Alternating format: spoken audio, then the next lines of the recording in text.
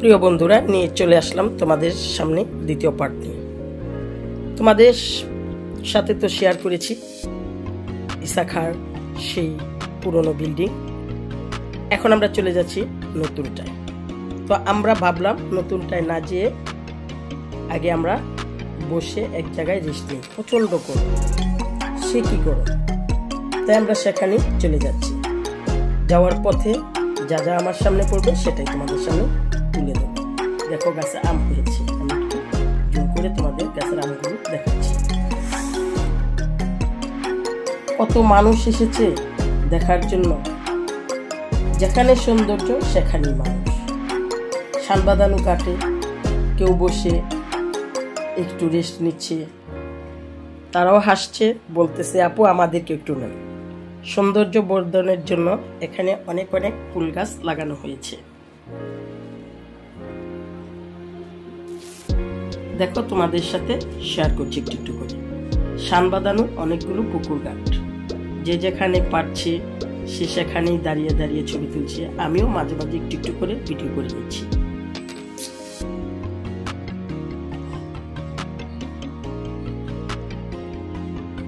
এখানেও অনেকগুলো ফুল গাছ আছে।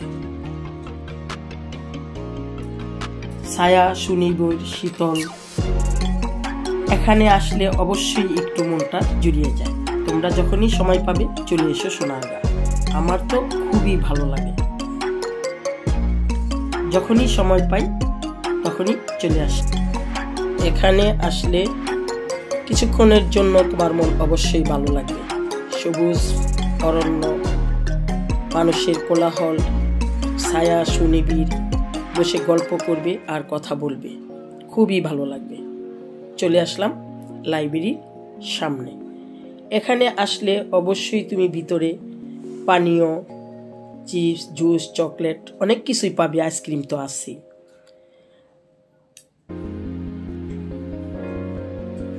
এখানে সেতু বন্ধন তৈরি করা আছে। আমার খালাতো বোন খালু দাঁড়িয়ে আছে। এখানে একটা পুকুর আছে, অল্প একটু পানি আছে। দেখো গাছ ভরা কাঠ লিচুর অভাব নেই। এখানে দুটো সাদা এবং লাল গরুর মোড়াল আছে।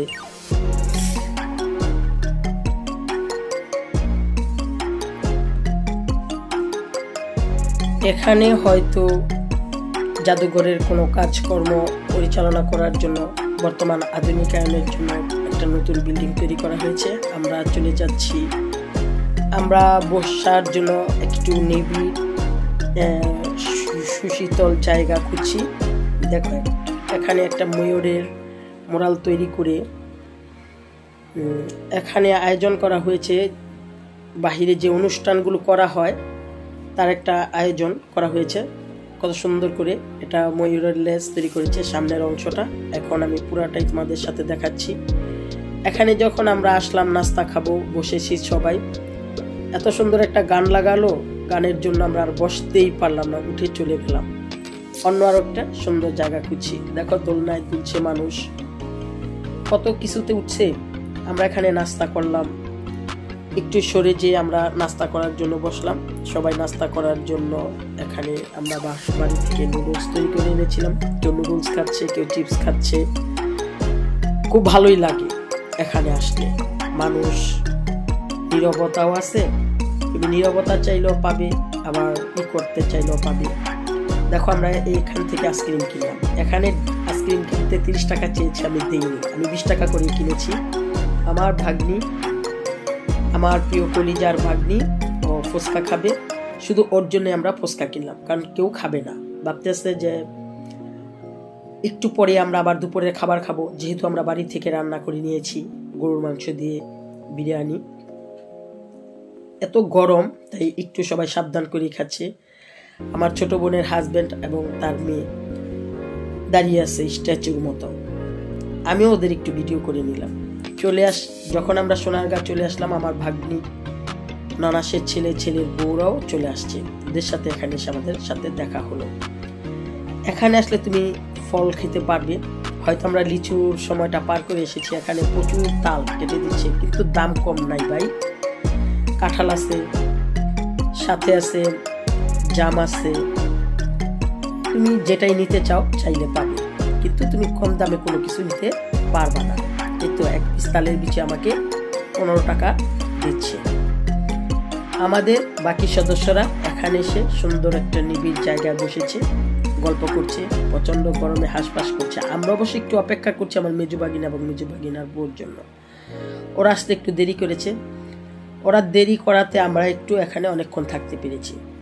বাঘের মোরাল, এখানে 3টা ভাগ হা করে আছে রয়্যাল বেঙ্গল টাইগার, মনে হয় যেন তরতাজা, তোমাদেরকে গিলে খাবে।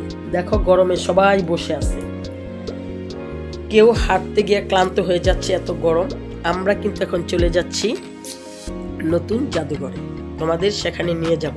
আমি সেখানে একটু কথা কমই বলবো, কারণ শুধু তোমাদেরকে মোগল স্থাপত্যে অনেক জিনিস দেখাবো, কথা বলে তোমাদের মাঝে আমি ডিস্টার্ব করব না।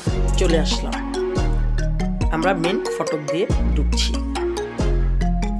আমি একটু একটু করে তোমাদের সাথে সবই তুলে ধরবো। ঢুকে তো দেখি অনেক মানুষ,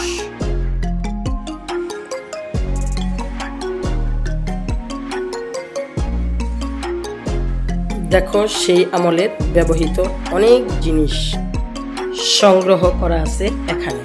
আমার খালু বলতেছে আমাকে একটু আন্টি ভিডিও করে নেন, আমিও সাথে সাথে তাদেরকে একটু করে নিচ্ছি।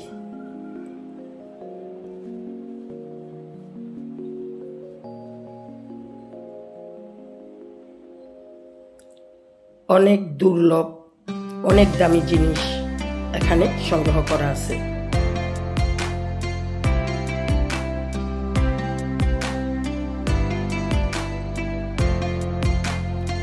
অনেক বড় বড় সিন্দুক তৈরি সংগ্রহ করা আছে। সেই সময়ে আমরা এখন স্টিলের আলমারি, কাঠের আলমারি ইউজ করি, সেই সময় এই সিন্দুকগুলি ইউজ করা হতো তাদের গোপনীয় জিনিসগুলো সংগ্রহ করার জন্য। দেখা এখানে বিশাল একটা গেট করা আছে। আমাদের দলবলের কিছু এসে উপস্থিত হয়েছে, আমি ওদেরকে একটু ভিডিও করে নিয়েছি। এখানে একটা সম্পূর্ণ কাঠের তৈরি করে, চালাও কাঠের, চারোসাটের ফ্রেমটাও কাঠের তৈরি। আমি যতটুকু পারছি তোমাদের সাথে শেয়ার করছি।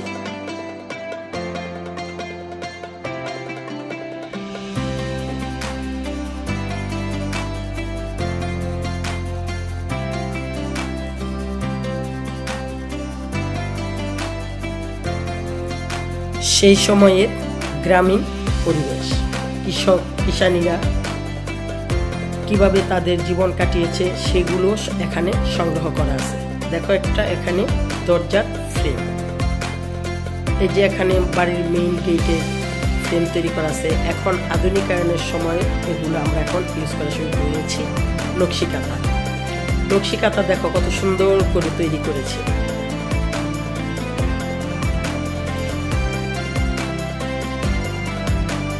ওরা সেই সময়ে ছিল, এখনো আছে। ওরা আমাদের জীবনকে রাঙিয়ে তুলেছে খুব সুন্দরভাবে।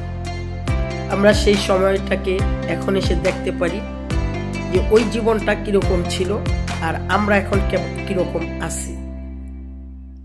জামদানি, বাংলাদেশের ঐতিহ্যবাহী জামদানি, এখানে অনেক সুন্দর সুন্দর জামদানি সংগ্রহ করা আছে।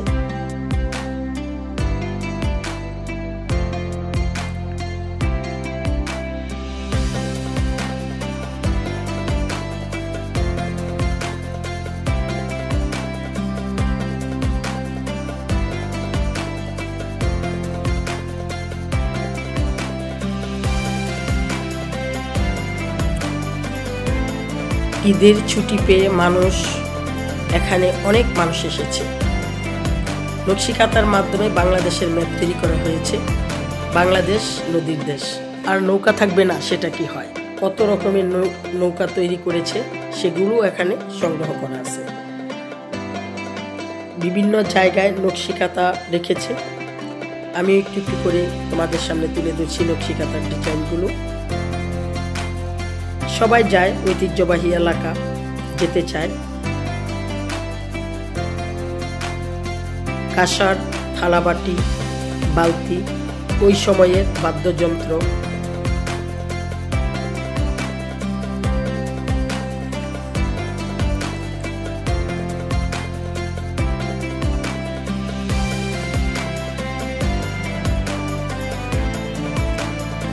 অনেকগুলো টেরা পুতুল আছে। ওই সময় তো টেরা পুতুলের খুব কদর ছিল ঘর সাজানোর জন্য। তাদের ব্যবহৃত কিছু গয়না,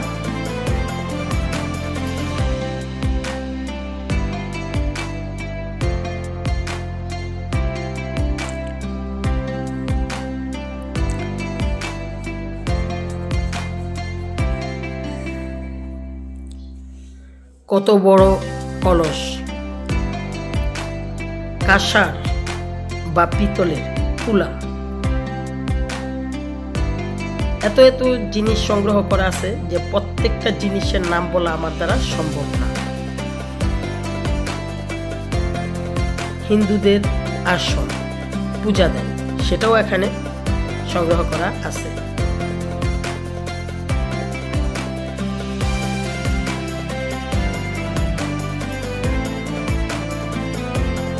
জাতা, সুপারি কাটার জাতা, আমরা জাতাই বলি বা সরতা বলি। ভিডিও করতে করতে বের হয়ে গেলাম। তোমাদের সাথে পরবর্তী সময়ে দেখা হবে দ্বিতীয় পার্টে পানাম নগর।